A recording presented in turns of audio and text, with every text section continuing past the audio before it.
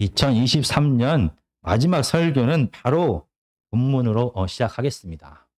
오늘 본문은 사무엘 하 5장 1절부터 3절까지입니다. 오늘 본문에서 다윗은 드디어 온 이스라엘의 왕이 됩니다. 왕위 즉위식을 지금 오늘 본문은 기록하고 있습니다. 10대 중반에 사무엘을 통하여 하나님의 기름 부음을 받았습니다. 그리고 20여 년 이상 광야의 길을 걷게 됩니다. 그리고 마침내 온 이스라엘의 왕이 되는 순간입니다. 구약성경 469페이지입니다. 사무엘하 5장 1절부터 3절까지를 우리가 다 같이 천천히 읽어보겠습니다. 시작. 이스라엘 모든 지파가 헤브론에 이르러 다윗에게 나와 이르되 보소서 우리는 왕의 한 골육이니이다. 전에 곧 사울이 우리의 왕이 되었을 때에도 이스라엘을 거느려 출입하게 하신 분은 왕이시었고 여호와께서도 왕에게 말씀하시기를 내가 내 백성 이스라엘의 목자가 되며 내가 이스라엘의 주권자가 되리라 하셨나이다 하니라. 이에 이스라엘 모든 장로가 헤브론에 이르러 왕에게 나아오매 다윗 왕이 헤브론에서 여호와 앞에 그들과 언약을 맺음에 그들이 다윗에게 기름을 부어 이스라엘 왕으로 삼으니라. 아멘. 지금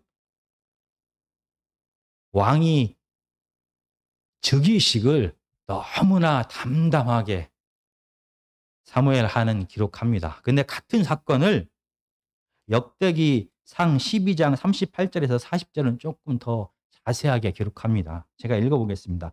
이 모든 군사가 전열을 갖추고 다 성심으로 헤브론에 이르러 다윗을 온 이스라엘 왕으로 삼고자 하고 또 이스라엘의 남은 자도 다 한마음으로 다윗을 왕으로 삼고자 하여 무리가 거기서 다윗과 함께 사흘을 지내며 먹고 마셨으니 이는 그들의 형제가 이미 식물을 준비하였음이며 또 그들의 근처에 있는 자로부터 이사갈과 스불론과 납달리까지도 나귀와 낙타와 노새와 소에다 음식을 많이 실어 왔으니 곧 밀가루 과자와 무화과 과자와 건포도와 포도주와 기름이요 소와 양도 많이 가져왔으니 이는 이스라엘 가운데 기쁨이 있음이었더라. 이스라엘 각 지파의 군사들이 헤브론을 향하여 모여들게 됩니다. 역대상 12장은 각 지파들의 숫자를 다 헤아립니다. 35만 명 이상이나 되는 군사들이 헤브론에 모여서 다윗을 이스라엘의 왕으로 세우게 됩니다. 이 많은 35만 명 이상의 군사들을 위하여 헤브론에 살고 있는 유다 지파는 모든 먹을 것을 준비하게 되었습니다. 양과 소와 마실 포도주와 각종 과일과 빵을 다 준비했습니다. 그리고 이스라엘 각 지역에 살고 있는 많은 이스라엘의 백성들이 나귀 위에 먹을 것을 가득 싣고 헤브론으로 향했습니다. 그들은 3일이나 그곳에서 기뻐하며 춤추며 다윗이 왕이 된 것을 축하했습니다. 정말로 축제의 장이 되었습니다. 기쁨이 가득했습니다. 그런데 이상하게 오늘 본문 사무엘하 5장에서는 이 축제의 분위기를 다 지워버렸습니다. 오히려 이 왕이 즉위식이 경건하고 엄숙하게 진행되고 있습니다. 이스라엘 각 지파를 대표하는 장로들이 이스라엘의 군사들과 함께 헤브론에 와서 다윗에게 말합니다. 왕이시여, 당신은 이스라엘의 왕이 되지 말고 이스라엘의 목자가 되어 주십시오라고 간청합니다. 참 이상합니다. 48년 전에 이스라엘의 각 지파의 장로들은 사무엘 앞에 모였습니다. 사무엘상 8장 20절입니다. 제가 읽겠습니다. 우리도 다른 나라들과 같이 되어 우리의 왕이 우리를 다스리며 우리 앞에 나가서 우리의 싸움을 싸우게 할 것이니이다 하는지라. 48년 전에 이스라엘은 하나님 앞에 나와서 이방의 나라들처럼 우리에게 또 왕을 주십시오 라고 구했습니다. 당시에는 사사시대입니다.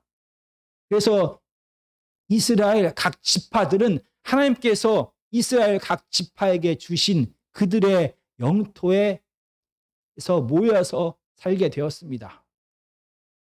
그리고 각 지파에는 그들을 다스리는 장로들이 있었습니다. 이렇게 사사 시대는 각 지파가 영토적으로 정치적으로 독립되어져서 살았습니다.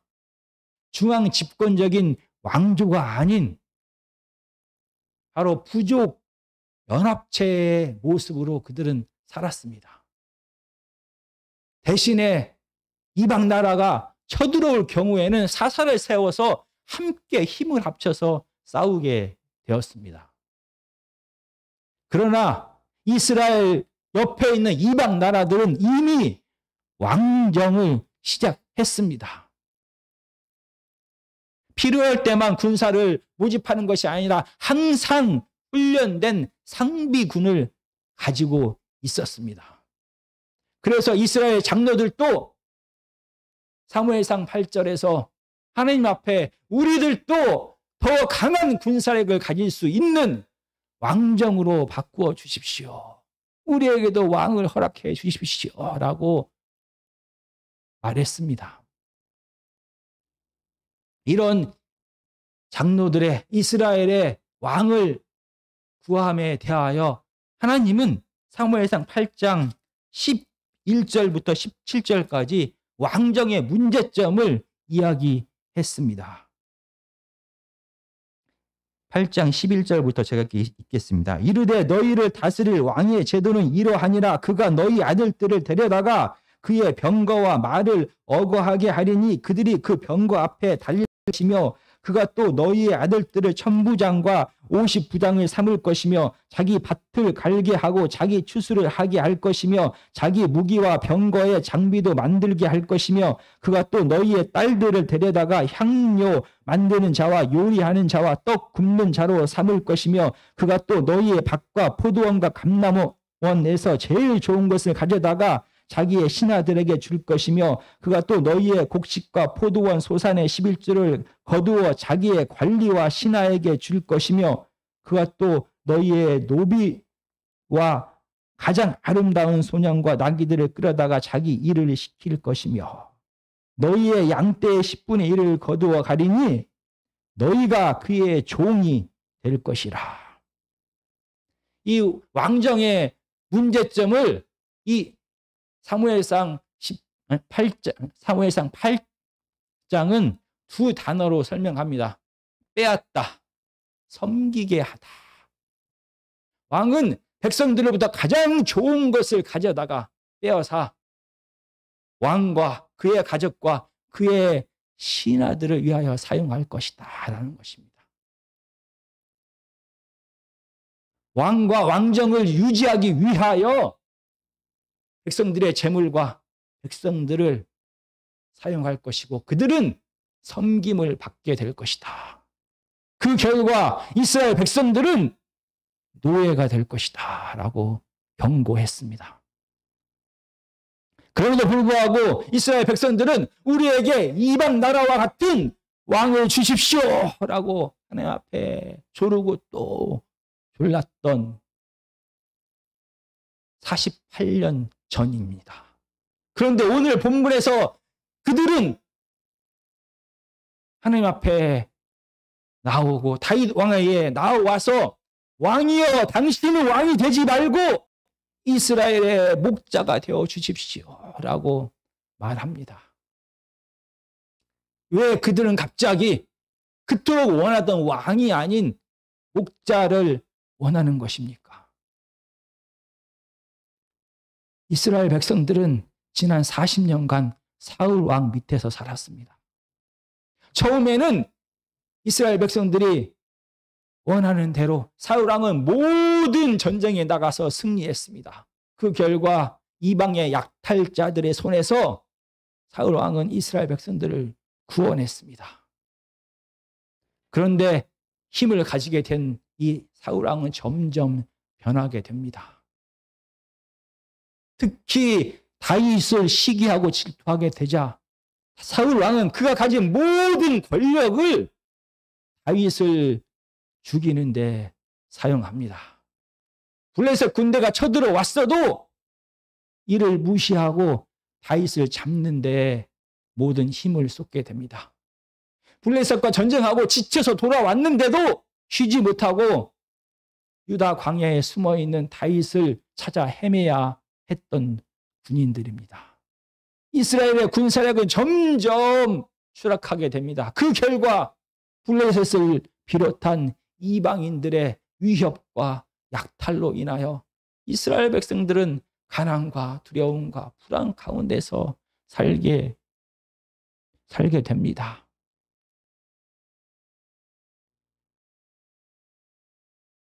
그들을 위하여 이스라엘 백성들을 위하여 왕을 세웠는데 오히려 사울 왕이 그들을 보호한 것이 아니라 그들의 모든 것을 다 빼앗아 가서 그들은 이스라엘 백성들은 사울 왕에게 모든 것을 빼앗긴 애굽의 노예와 같은 삶을 살게 된 것입니다. 그래서 이스라엘 백성들은 지금 다윗 왕에게 나와서 빼앗는 왕이 되지 말고 이스라엘의 목자가 되어 주십시오라고 간청을 합니다.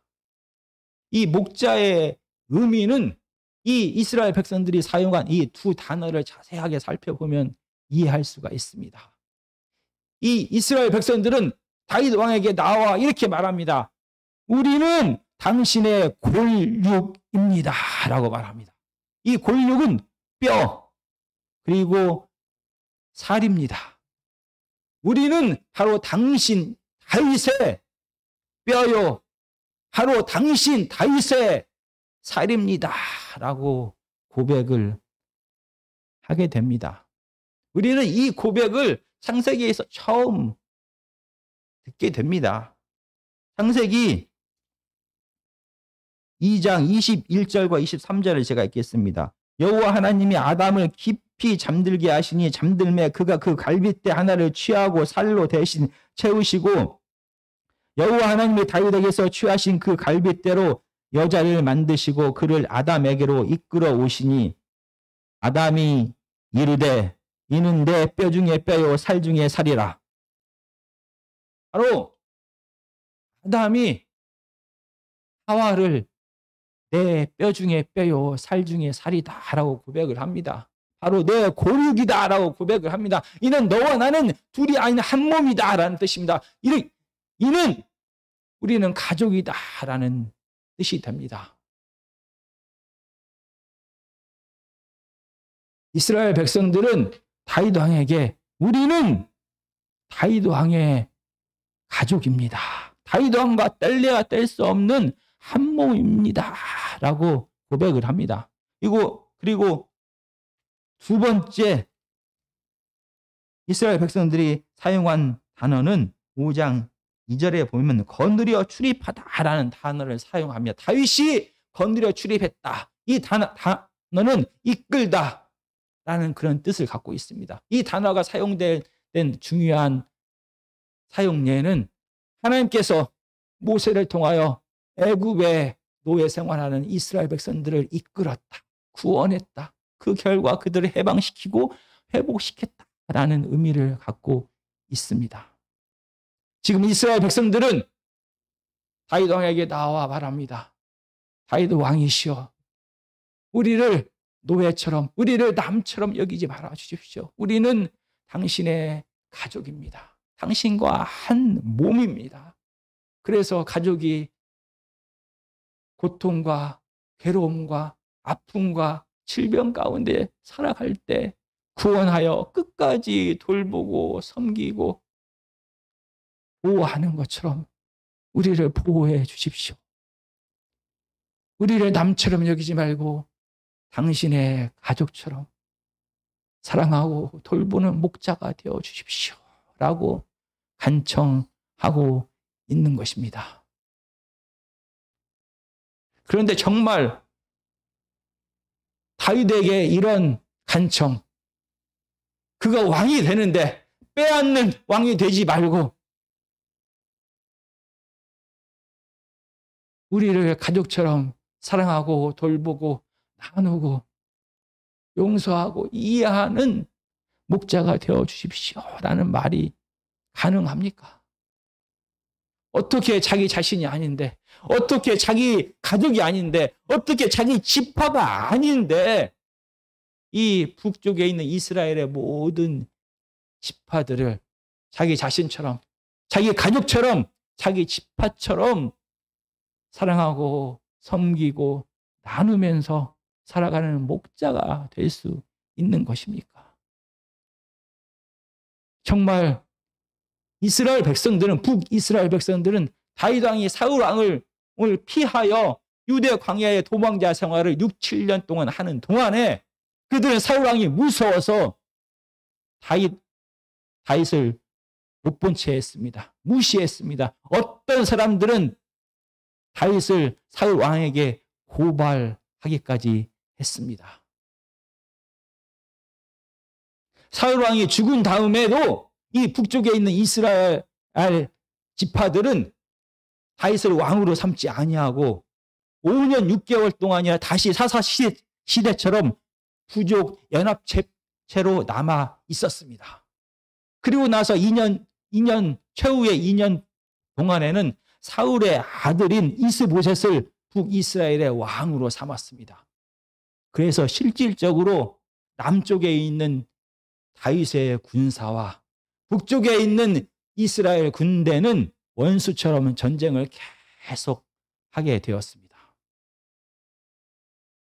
어떻게 실질적으로 원수처럼 싸웠던 자기들을 원수가 아닌 자기 자신처럼, 자기 가족처럼, 자기 지파처럼 사랑하고 돌보고 용서하고 이해하고 나누는 목자의 삶을 그들은 요구할 수가 있는 것입니까? 도대체 무엇을 보고 이스라엘 백성들은 다윗에게 우리가 비록 원수처럼 당신을 대했을지라도 목자가 되어 주십시오 라고 요구하는 것입니까? 다윗에게 어떤 가능성을 그들은 보았습니까? 우리가 잘 아는 것처럼 다윗은 양 한 마리를 위하여 목숨을 걸고 사자와 곰과 싸웠습니다. 그리고 사울왕을 피하여 도망자가 되었을 때도 사울왕의 억압 때문에 낙오되고 도망다니고 소외된 많은 무시해도 좋을 것 같은 이 낙오자들이 다윗 왕에게 모여들게 됩니다. 사무엘상 22장 2절입니다. 환난 당한 모든 자와 빚진 모든 자와 마음이 원통한 자가 다 그에게로 모였고 그는 그들의 우두머리가 되었는데 그와 함께한 자가 400명 가량이었더라. 그런데 이스라엘 백성들 가운데 이렇게 환난당하고 무시당하고 버려지고 소외된 자들뿐만이 아니라 그 근방 이방의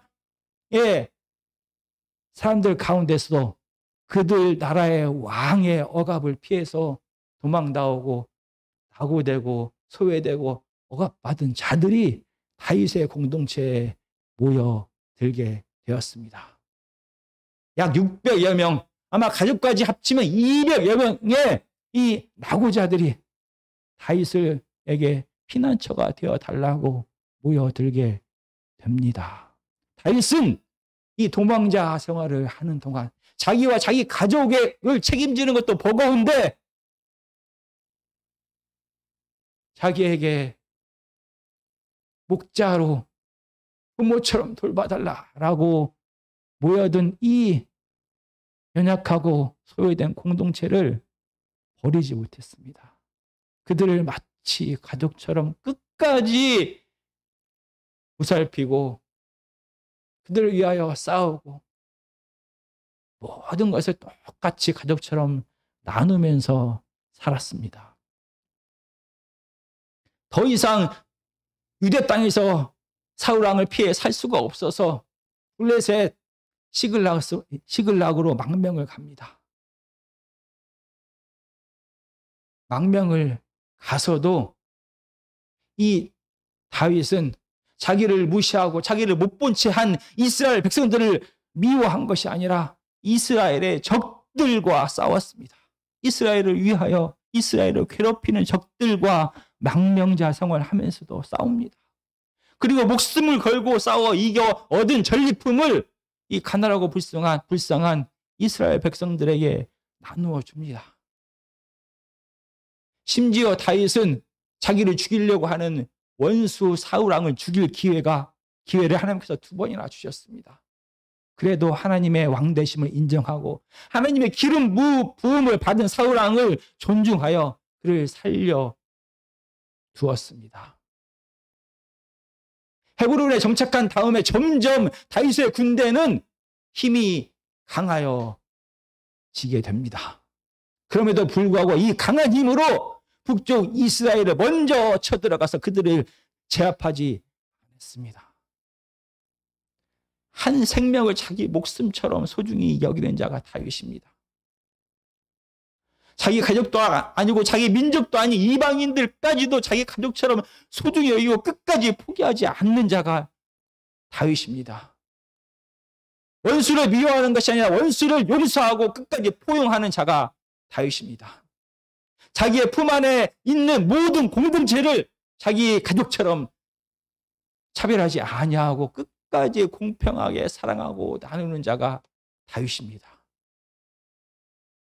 이스라엘의 목자의 모습을 이스라엘 백성들은 보게 되었습니다. 그래서 감히 왕에게 나와 왕이시여, 왕이 되지 말고, 빼앗는 왕이 되지 말고 우리를 가족처럼, 우리를 자기 자식처럼 사랑하고 돌보고 나누고 끝까지 포기하지 않는 우리들의 목자가 되어 주십시오 라고 요청하고 있는 것입니다.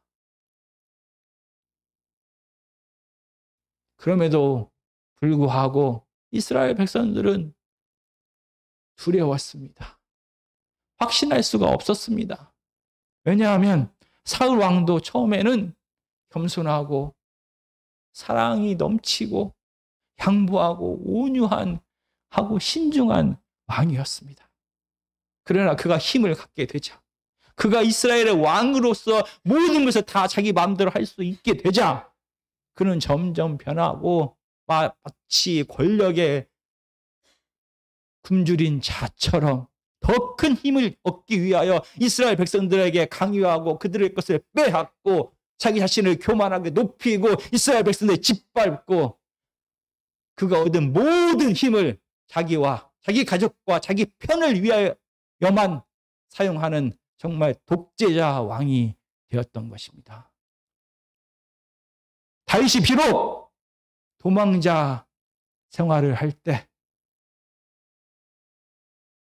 그의 공동체를 가족처럼 여기고 끝까지 돌보는 목자로 살았을지라도 그가 비록 시글락의 망명자 생활을 하면서는 목숨을 걸고 빼앗은 모든 것들을 공평하게 검소하게 다 똑같이 나누는 목자의 삶을 살았을지라도 그가 비록 유다의 작은 왕, 헤브론의 작은 왕으로 살 때에는 유다 지파 전체를 그의 가족처럼 자기 자신처럼 사랑하고 돌보는 목자로 살았을지라도 그의 꿈이 이루어진 후에 모든 이스라엘의 왕이 되었을 때에도 그가 여전히 빼앗는 왕이 아닌 사랑하고 섬기고 나누는 겸손한 목자의 삶으로 살아갈지 이스라엘 백성들은 확신할 수가 없었습니다.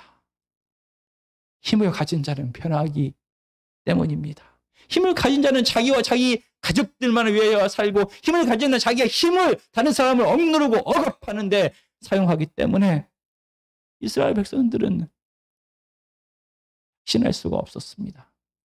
그래서 이스라엘 백성들은 하나님 앞에서 다윗과 언약을 맺게 되는 것입니다. 다윗에게는 반드시 하나님이 필요합니다. 이 고난과 죽음의 광야 생활을 하는 동안 두려움과 불안 때문에 더 이기적이 되고 더 인색해지고 더 강팍해지고 더 포악해지는 모든 것을 막으신 분이 하나님입니다. 이 두려움과 죽음과 불안의 광야 생활을 지내면서 오히려 그는 더 겸손하고 온유하고 용서하고 더 마음이 넓은 자가 된 것도 하나님 때문입니다. 하나님께서 이 모든 고난의 광야길에 다윗과 함께 하셨습니다. 다윗과 함께 하시면서 다윗을 빼앗는 권력자, 이기적인 괴학자, 포악한 괴학자가 아닌 하나님의 목자로 다듬어 가셨습니다. 다윗이 하나님 안에 있을 때 가장 다윗다웠습니다. 다윗이 하나님과 동행할 때 다윗은 빼앗는 왕이, 빼앗는 권력자가 된 것이 아니라 나누고 섬기는 목자가 될 수 있었습니다. 그래서 이스라엘 백성들은 지금 다윗에게 말합니다. 왕이여, 하나님을 잊어버리지 마십시오. 하나님과 늘 동행하여 주십시오. 베들레헴의 목자처럼, 광야의 도망자처럼, 시글락의 망명자처럼, 헤브론의 작은 유대의 왕 때처럼 하나님과 동행하면서, 하나님과 씨름하면서, 하나님과 싸우면서, 하나님과 함께하면서 우리 안에 있는 이 탐욕과 죄악과 싸우면서 이겨주십시오. 제발 변하지 말아 주십시오. 제발 이스라엘의 백성들을 빼앗는 왕이 되지 말고 이스라엘을 사랑하는, 이스라엘을 섬기는, 이스라엘을 용서하는, 끝까지 참아주는, 이스라엘을 가족처럼 여기는 왕이, 목자가 되어 주십시오 라고 간청하고 있는 것입니다. 정말 다윗처럼 우리 모두를 왕이 아닌 목자로 불렀습니다. 매일매일 고난 가운데 이 광야길을 걸어가면서 이 두려움과 불안을 극복하고 이 고난 가운데서 여전히 사랑하고, 여전히 나누고, 여전히 이해하고, 여전히 용서하고, 여전히 섬기는 목자가 되는 것은 너무나 힘이 듭니다. 그럼에도 불구하고 하나님께서 함께 하시면 우리가 우리의 일상에서 하나님의 말씀을 붙들고 하나님의 뜻대로 살려고 몸부림치면서 하나님과 함께 걸어가면 우리는 이 고난의 광야길을 걸으면서도 더 인색해지고 더 강팍해지고 더 이기적이고 더 포악해지는 것이 아니라 오히려 더 겸손하게 용서하고 더 많은 사람들에게 나누고 공평하게 더 많은 사람들을 품을 수 있는 목자의 삶을 살아갈 수가 있는 것입니다. 그런데 우리가 힘을 갖게 되었을 때, 내가 원하던 모든 것이 다 이루어져서 왕과 같은 위치가 되었을 때,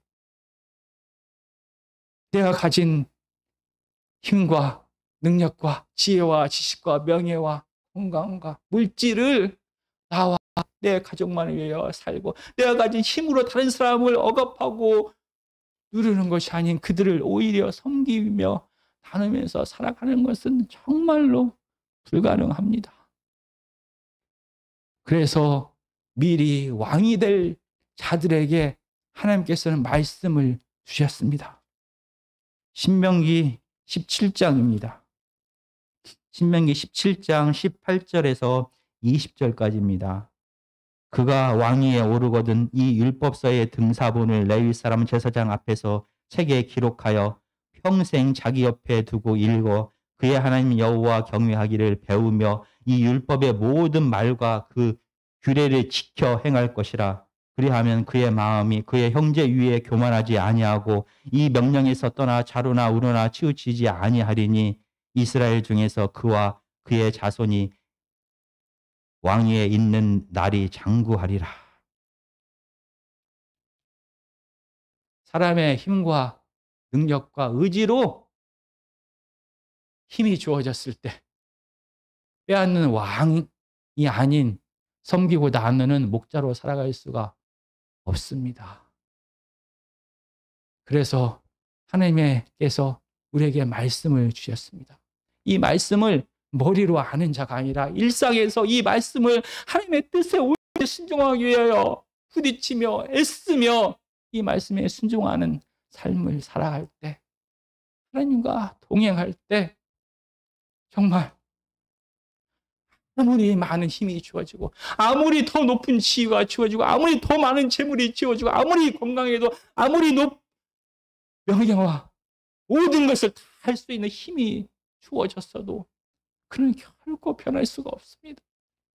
우리 안에 있는 죄성이 우리로 하여금 우리 가족과 내 편만을 돌보는 자가 되게 하지 못하게 합니다. 하나님의 영이 우리로 하여금 하나님께서 함께 하셔서 우리로 하여금 하나님께서 우리에게 주신 이 모든 힘을 내 가족과 나를 위하여 다 쓰는 것이 아니라 이웃들을 내 가족처럼 나처럼 사랑하면서 그들을 돌보고 나누고 공급하도록 하십니다. 내가 가진 힘으로 다른 사람들을 누르고 억압하며 그들을 위해 왕으로 교만하게 사는 것이 아니라 오히려 내가 가진 힘으로 그들을 사랑하고 섬기고 이해하고 용서하고 끝까지 포기하지 않는 그런 목자의 삶을 살아갈 수가 있는 것입니다. 하나님과 함께 할 때, 하나님의 말씀을 붙들고 일상에서 실천하면서 살아갈 때 우리는 왕이 아닌, 빼앗는 왕이 아닌 나누고 섬기는 목자가 될 수가 있습니다. 정말 죽음과 두려움이 가득한 세상입니다. 이 죽음과 두려움이 가득한 세상은 우리에게 빼앗는 왕이 아닌 제발 목자가 되어주십시오 라고 간구합니다. 간청합니다. 정말 우리 아멘교회 모든 성도님들은 매일매일의 삶 속에서 말씀을 붙잡고 묵상하고 있고 이 말씀대로 살기 위하여 몸부림치며 살아가는 매일매일 그 입술에서 하나님을 향하는 찬양이, 그 입술에서 하나님을 향한 간구가 멈추지 않는 자. 그래서 하나님과 늘 동행하면서 일상에서 하나님의 뜻을 실현하면서 살아가는 자가 될 때 우리는 정말 빼앗는 왕이 아닌 나누고 섬기는 목자가 될 것입니다. 정말 세상은 빼앗는 왕이 아닌 목자를 간절히 원하고 있습니다.